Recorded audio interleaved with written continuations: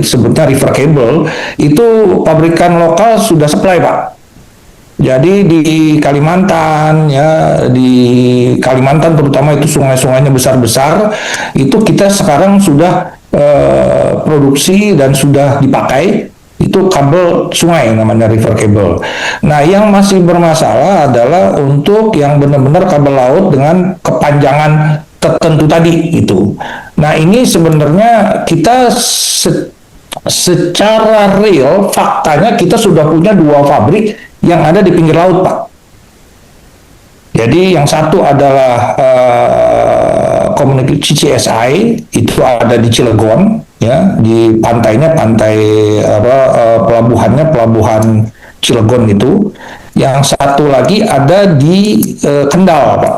Kendal itu langsung di sampingnya pelabuhan Kendal, dan itu pabriknya adanya di pinggir laut.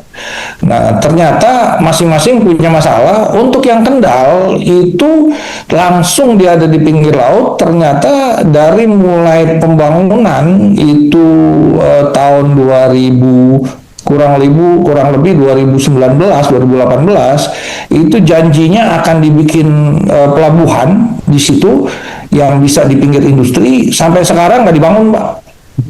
Itu kita udah ke menteri, udah segala macem itu ternyata ya itu tadi kembali lagi gara-gara COVID terus anggaran nggak ada, sampai sekarang si kawasan industri, berarti di samping kawasan industri Kendal itu nggak ada.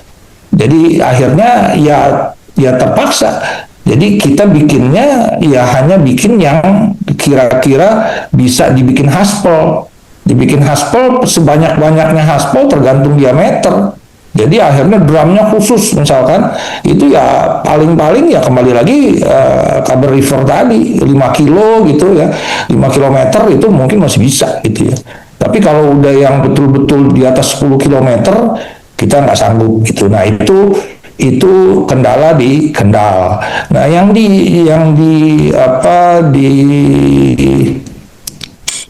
Cilegon ini kita sedang mengusulkan kebenaran kapasitas yang di Cilegon itu secara fabrikasinya dia lebih fokus kepada fiber optik, Pak.